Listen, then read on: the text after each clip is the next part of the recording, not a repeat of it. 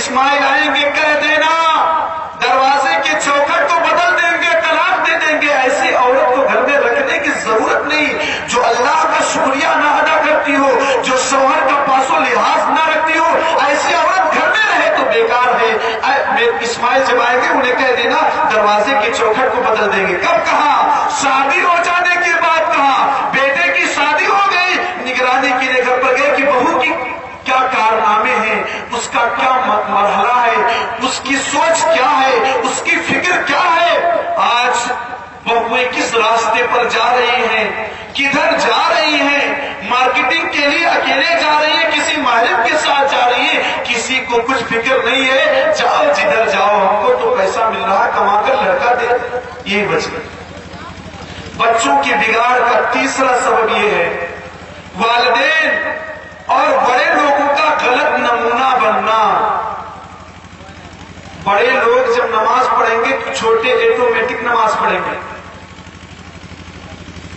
اب کیا ہے، انسان کیا کرتا ہے؟ ایسے کام کرتا ہے کہ لڑکا اپنے باپ کے نقش قدم پر جاتا ہے. کہنے والے کہتے ہیں بالکل برابر گیا ہے. کیوں کہتے ہیں؟ باپ جب دیندار نہیں ہے، اذان جب سنتا ہے، برآمدے میں بیٹھا تھا کمرے میں چلا جاتا ہے، دکان پر بیٹھا تھا گھر کی طرف جانے لگتا ہے. تب یہ جب لڑکا دیکھتا ہے کہ ابو جان اذان ہونے کے بعد مسجد میں جانے کے بجائے گھر میں جاتے ہیں، جب یہ بھی بڑا ہوتا تو ویسے کرتا. ایک کہاوت ہے، من شابہ اباہ فما ظلم. جو اپنے باپ کے نقش قدم پر چلے وہ ظلم نہیں کر رہا. باپ بے نمازی، لڑکا بے نمازی، لڑکی بے نمازی، تو وہ غلط نہیں کر رہا کیونکہ اس کا باپ، اس کا گھر ہی ایسا ہے، ماحول ہی ایسا ہے. تو کہاں سے سدھرے گا؟ کہاں سے سدھرے گا؟ ایک عربی شاعر نے کہا اذا کانا رب البیتی بالتبلی ضاربا فلا ترمی الاولاد فیہا علی الرقص. جب گھر کا باپ ہی، گھر کا مالک ہی تبلا بجاتا ہو، جب گھر کا مالک ہی ڈھول بجائے، تو اگر بچے ڈانس کریں، لڑکی ڈانس کرے، میوزک پر ڈانس کرے، گانا سن کر ڈانس کرے، تو لڑکوں کو ملامت نہ کرو کہ لڑکا بگڑ گیا ہے ڈانس کر رہا ہے، بلکہ اس کے باپ کو ملامت کرو، اس کی ماں کو ملامت کرو کہ وہ لوگ تو ڈھول بجاتے ہیں، وہ لوگ تو تالیاں بجاتے ہیں. یہ بچے کے سامنے سیریل دیکھتے ہیں، بچے کے سامنے عجیب و غریب حرکتیں کرتے ہیں، تو بچہ اگر ان سے 2 قدم آگے نکل گیا تو کون غلط کیا؟ کچھ لوگوں کو دیکھا جاتا ہے اپنے بیٹے سے کہتے بیٹا تمباکو بناؤ.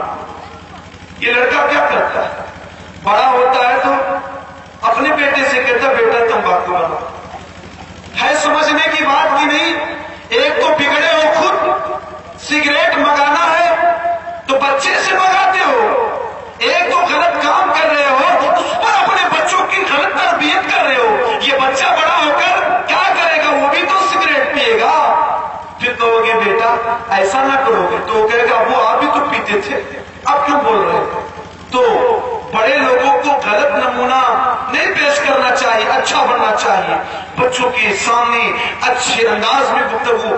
اذان ہو جائے تو کہیں ہم جا رہے نماز پڑھنے کے لیے، کبھی غلط حرکت دیکھیں، گندی حرکت دیکھیں، غلط چیز دیکھیں، فوراً اسے روکیں. لیکن یہاں معاملہ الٹا ہے. کوئی فلم نکل جاتی ہے، موبائل میں بیٹھ کر پورے گھر والوں کو بٹھا کر دکھاتے ہیں، تو پھر کیا ہوگا؟ بچہ بھی آگے جائے گا نا. بگاڑ کا ایک سبب یہ غیروں سے مشابہت. اللہ اللہ نوجوانوں کو اللہ معاف کرے. اس معاملے میں ہمارے نوجوان بہت آگے نکل گئے. دین کی کوئی بات بتائی جائے کچھ سمجھ میں نہیں آتا، لیکن کوئی پوسٹر کسی مشہور ایکٹر کا نکل جائے تو بال اسی انداز کا رکھنا شروع کر دیتے ہیں. کوئی کرکٹر اچھا بال رکھ لے، بال رکھنے کا انداز تھوڑا عجیب ہو تو چھوٹے چھوٹے بچے نوجوان اسی طرز پر بال رکھنا شروع کر دیتے ہیں. کچھ لوگ یہودیوں نصرانیوں کو اپنا آئیڈیا مانتے ہوئے اپنے چہرے سے داڑھی کو موڑ دیتے ہیں. کیا یہی مسلمانوں کی علامت تھی؟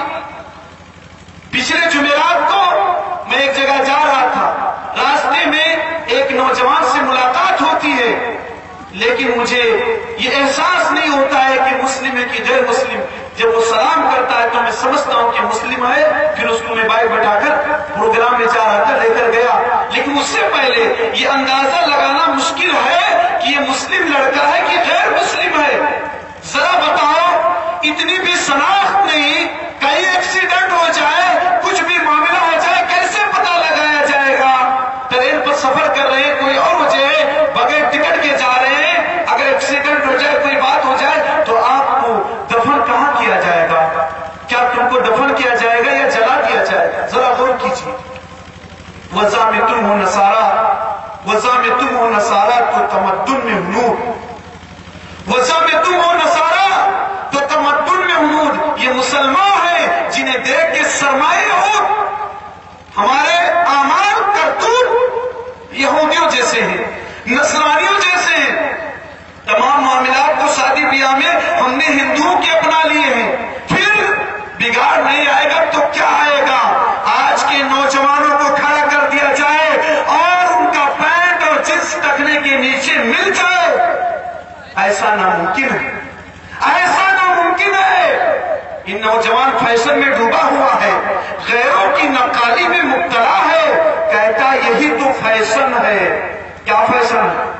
نبی صلی اللہ علیہ وسلم کی سیرت کو چھوڑنا فیشن ہے؟ قرآن و سنت کی دھجیاں اڑانا فیشن ہے؟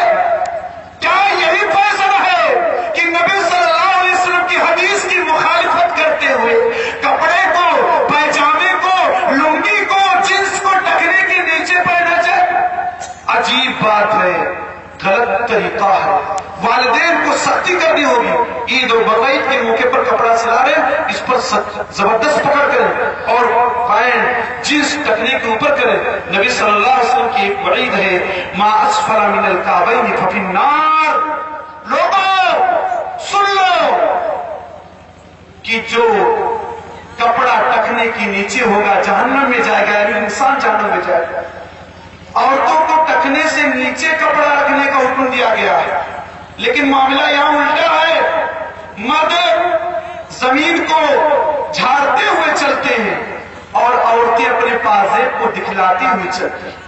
یہ عجیب اتفاق ہے، جن کو نیچے کرنے کا حکم دیا گیا وہ ان کا اوپر ہے، اور جن کو اوپر کرنے کا حکم دیا گیا ان کا نیچے۔ کیا ہے؟ کیا ہے؟ ایسے لوگوں پر تو اللہ کے رسول نے لعنت کی تھی۔ لعنت ہے ایسے مسلمانوں پر، لعنت ہے ایسے مسلم نوجوانوں پر جو ایسی شکل اختیار کرتے ہیں جو عورتوں کی شکل ہے، عورتوں کے لباس پہنتے ہیں۔ آج نوجوان چہرے پر داڑھی آتی ہے، لیکن نوجوان داڑھی بتلانے کے لیے آتی ہے کہ تم مرد ہو، داڑھی تم پر جچتی ہے، اچھی لگتی ہے، لیکن نوجوان کیا کرتا ہے؟ داڑھی کو چھلواتا ہے، مڑواتا ہے، یہ بتلاتا ہے کہ میں مرد نہیں عورت ہوں، یہ بتلاتا ہے کہ میں مرد نہیں، ابھی ہمارے اندر قوت نہیں کہ میں مرد بنوں، ابھی تو میرا شمار عورتوں میں ہوتا ہے۔ ذرا غور کرو، یہ کن کا عمل ہے؟ یہ مجوسیوں کا عمل ہے، یہود و نصارہ کا عمل ہے۔ پیارے نبی صلی اللہ علیہ وسلم نے تو واضح طور پر فرمایا تھا کہ اے لوگوں داڑھی کو بڑھاؤ، موچھ کٹواؤ، یہاں تو دونوں صاف ہیں، پتہ ہی نہ چلے کہ مرد ہے کہ عورت ہے انسان۔ ذرا غور کیجیے، اللہ کے نبی صلی اللہ علیہ وسلم نے لعنت کی تھی، لعن اللہ المستبیین من الرجال بالنساء ولعن اللہ المستبیات من النساء بالرجال۔ جو مرد عورتوں کی شکل و صورت اختیار کرتے ہیں، عورتوں کی شباہت اختیار کرتے ہیں، عورتوں جیسی چال چلتے ہیں، عورتوں جیسے بال رکھتے ہیں، عورتوں جیسا کپڑا پہنتے ہیں، ان پر اللہ کی لعنت ہے۔ اور اسی کے برعکس جو عورتیں مردوں جیسا بننے کی کوشش کرتی ہیں، جینس پہنتی ہیں، ٹی شرٹ پہنتی ہیں، بالوں کو کٹنگ کراتی ہیں اور پردے کو اتار کر بنا نقاب کے چلتی ہیں اپنی خوبصورتی کو دکھلانے کے لیے، مردوں کی مشابہت اختیار کرتے ایسے لوگوں پر اللہ کی لعنت۔ غور کرنے کی ضرورت ہے، غیروں سے مشابہت ہمارے بگاڑ کا سبب ہے، اس لیے اس معاملے پر بھی غور کرنا ہوگا۔ اسی طرح سے بگاڑ کا ایک سبب یہ ہے کہ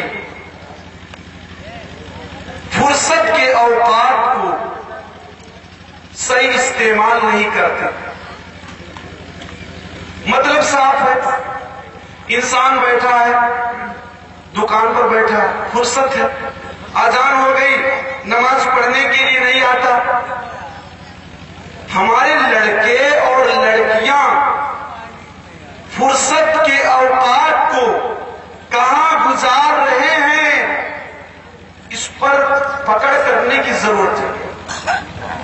شریعت کی تو تعلیمیں تھی، مغرب کی اذان جب ہو جائے تو اپنے بچوں کو گھروں میں بند کر لو، کیونکہ شیطان اس وقت نکلتا ہے اور بچوں کو کڈنیپ کر لیتا ہے، پکڑ لیتا ہے، اچک لیتا ہے۔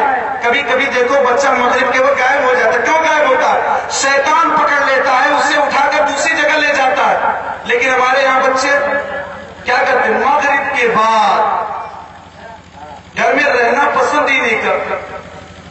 کہاں ملیں گے؟ ایسی جگہ پر ملیں گے جہاں سے عورتوں کا گزر ہو۔ کیا ہے؟ کیا وہ آپ کی بہن کے ساتھ کوئی ایسی حرکت کرے تو کیا آپ پسند کریں گے؟ آپ کی بہن کے راستے میں کوئی آ کر کھڑا ہو تو کیا آپ پسند کریں گے؟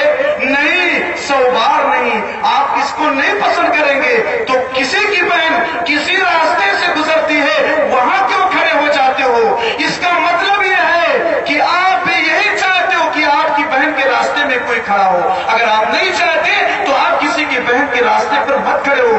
جو وقت ہے عورتوں کے باہر نکلنے کا، ایسے وقتوں میں احتیاط کیجیے، ایسی جگہوں پر ہرگز نہ جائیں جہاں پر عورتیں جاتی ہوں اپنی ضرورت کے لیے۔ ایسی جگہ پر مردوں کو ہرگز نہیں جانا چاہیے۔ لیکن افسوس کی بات ہے کہ آج اس کی طرف توجہ کم ہے۔